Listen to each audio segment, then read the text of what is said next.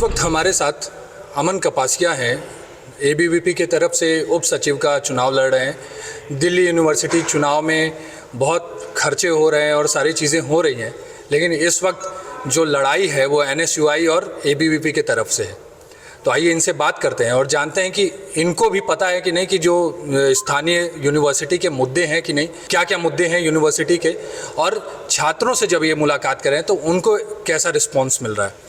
अमन जी, बहुत स्वागत है आपका news 18। Thank you so much. कैसा लग रहा है माहौल? पहली बार चुनाव लड़ रहे हैं। माहौल बहुत अच्छा है। 2019 में मेरा दिल्ली विश्वविद्यालय में दाखिला हुआ था, तब से चुनाव देखा है, बहुत करीबी से चुनाव देखा है।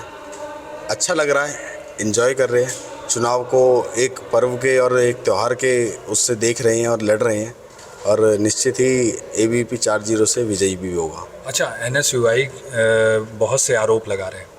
एनएसयूआई ने ये भी आरोप लगाया कि आप लोगों ने जो वादे किए थे बस के और मेट्रो के, वो सब चीज़ें फुलफ़िल नहीं हुई। उस पर क्या कहेंगे? देखिए, सबसे पहले तो मैं आपको जानकारी के लिए बता दूं कि वो जो भी बातें किसी अन्य संगठन ने कही हैं वो सभी बातें झूठी हैं। आपने जैसी बात रखी बसेस की, तो मैं आपको बस के लिए बताना चाहूँगा कि 3 वर्षों से जब कोरोना काल रहा और डूसू का फंड जो रुका हुआ था 75 लाख रुपीज़ का, उसको एबीवीपी लेड डूसू ने 75 लाख रुपीज़ के फ़ंड को निकलवाया, और वो अभी चुनाव से लगभग 2 हफ्ते पहले ही वो ड्यू के वाइस चांसलर सर को सौंपा गया, जिसमें जो हमारी यूनिवर्सिटी स्पेशल बसेस चलती हैं जो नॉर्थ कैंपस और साउथ कैंपस को कनेक्ट करती है, वो स्टार्ट हो चुकी है। तो मुझे लगता है कि आपको उनको जवाब देना चाहिए कि वो ठीक से देखें, या तो शायद उनकी आंखें बंद हो गई है, या कहीं तो वो चुनावी मेंढक हैं सिर्फ, जो केवल चुनाव के समय में निकल कर आते हैं और उन्हीं विषयों को बार बार बोलते हैं। अच्छा, एक सवाल और है कि पिछले कुछ वर्षों में आप लोगों ने ये जो मेट्रो में कंसेशन दिलाने की बात की थी, लेकिन वो अभी तक पूरा नहीं हो पाया, तो उस पर क्या है? छात्रों का आक्रोश या नाराज़गी मिल रही है? देखिए, किसी भी विद्यार्थी का, दिल्ली विश्वविद्यालय में पढ़ने वाले विद्यार्थी का ना तो कोई आक्रोश है और ना ही कोई नाराज़गी है, क्योंकि दिल्ली विश्वविद्यालय में पढ़ने वाला हर एक विद्यार्थी बहुत अच्छे से जानता है कि जो मेट्रो कंसेशन पास है वो कोई इजी चीज़ नहीं है, और ये हम भी समझते हैं, आप भी समझते हैं। इसमें क्या है, जो डीएमआरसी है, डीएमआरसी क्योंकि 2 स्टेट्स को कनेक्ट करती है, एक हरियाणा और एक यूपी। जो फरीदाबाद से जो स्टूडेंट आ रहा है उसके लिए भी मेट्रो कंसेशन पास चाहिए, और जो नोएडा से जो स्टूडेंट आ रहा है उसके लिए भी मेट्रो कंसेशन पास चाहिए। आप देखे जाकर एबीवीपी लेड डूसू ने, हमारे डूसू के पूर्व में प्रेसिडेंट रहे तुषार डेडा जी ने कई बार ऐसे ज्ञापन सौंपे, एलजी को ज्ञापन सौंपे, हमारे जो पूर्व में मुख्यमंत्री अरविंद केजरीवाल जी रहे उनको ज्ञापन सौंपे, पर उनके कानों पर कोई बिल्कुल भी जू नहीं रेंगी है। तो संघर्ष की लड़ाई है, संघर्ष कर रहे हैं। जब तक मेट्रो कंसेशन पास नहीं होगा तब तक ये लड़ाई लड़ते रहेंगे।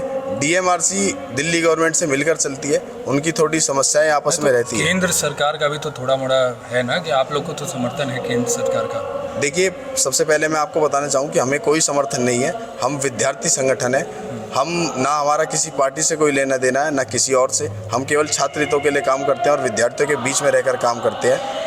रही बात केंद्र सरकार की, तो केंद्र सरकार को भी ऐसे हमारे कई बार ज्ञापन सौंपे गए हैं, और मैं आपको बताना चाहूँ कि हम किसी भी सरकार के पक्ष में नहीं रहते हैं। जब केंद्र सरकार गलत करती है तो हम उनके विरुद्ध भी प्रदर्शन करते हैं। अच्छा, ये जो चुनाव की जो डेट आई उसके बाद एक चीज़ें सामने आई कि आप प्रचार में 5000 से ज़्यादा पर कैंडिडेट का नहीं कर सकता यूज़, लेकिन जैसा प्रचार देखा जा रहा है वो मैं सिर्फ एबीवीपी के लिए नहीं बोल रहा हूँ, मैं एनएसयूआई के लिए भी बोल रहा हूँ, बाकी संगठनों के लिए भी बोल रहा हूँ कि आप दिल्ली यूनिवर्सिटी के सड़कों पर निकल जाएं या कहीं पे भी निकल जाएं, इतने पैम्पलेट्स हैं, इतनी बड़ी बड़ी लग्जरी गाड़ियाँ हैं, क्या ये खाली 5000 के अंदर में लिमिट हो रहा है? क्योंकि 4 आदमी 20,000। देखिए, मुझे इसमें ऐसा लगता है कि जो ये सारी चीज़ें हैं ये हमारे हाथ की नहीं है, ये दिल्ली विश्वविद्यालय के प्रशासन के हाथ की है। दिल्ली प्रशासन इन सारी चीज़ों को देख रहा होगा।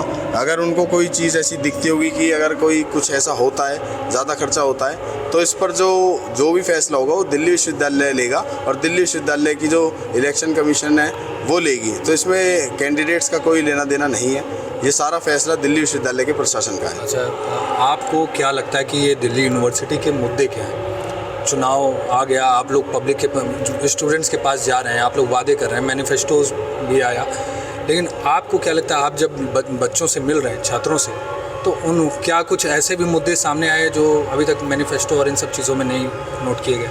देखिए, जब एबीवीपी ने अपना मैनिफेस्टो लॉन्च किया तो एबीवीपी ने उसमें हर एक विद्यार्थी से सजेशन मांगा। हमने एक लिंक जारी किया माई ड्यू माई मैनिफेस्टो करके, जिसमें हर एक विद्यार्थी से हमने उनके सुझाव मांगे, उनको क्या समस्याएं दिल्ली विश्वविद्यालय में और कॉलेजेस में आ रही हैं वो उनसे पूछी।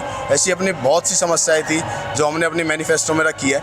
1 कोर्स 1 फीस की एक समस्या थी कि अलग अलग कॉलेज में सेम कोर्सेज़ की अलग अलग फ़ीस रहती है, तो सभी कॉलेजेस में सभी कोर्सेज़ की जो फ़ीस है वो एक जैसी हो, ये हमारा विषय था। दूसरा हॉस्टल्स का विषय हमने रखा है कि जो प्रवासी विद्यार्थी आते हैं उनको हॉस्टल्स की बहुत समस्या आती है, बाहर वो रहते हैं तो उनको बहुत महंगा लेना पड़ता है, फ्लैट हो चाहे वो पीजी हो। इन सभी चीज़ों को देखते हुए हमने मैनिफेस्टो पूरा जारी किया है। इंटर्नशिप के ऐसे उसमें कई मुद्दे हैं जो कॉलेजेस में इंटर्नशिप नहीं हो पाती है, तो हमने ऐसा एक विषय उसमें रखा है कि जो सेंट्रल इंटर्नशिप सेल है उसको और जो कॉलेज की इंटर्नशिप सेल होती है उन सभी को एक टाई अप करके ऐसा हम स्टार्ट करेंगे ताकि ज़्यादा से ज़्यादा विद्यार्थियों को इंटर्नशिप का मौका मिल सके। अच्छा, रौनक खत्री के बारे में क्या कहना है आपका? देखिए, मैं किसी भी पर्सनल न्यूज़ पर टिप्पणी नहीं करूँगा। तो ये थे हमारे साथ अमन कपासिया जी, और चुनाव चल रहा है, अंगद की तरह अपने पैरों को जमा कर खड़े हुए। देखते हैं कि क्या आने वाला है, रिज़ल्ट क्या आता है, लेकिन लड़ाई बड़ी जोर की चल रही है। न्यूज़ 18 के लिए उत्कर्ष मिश्रा।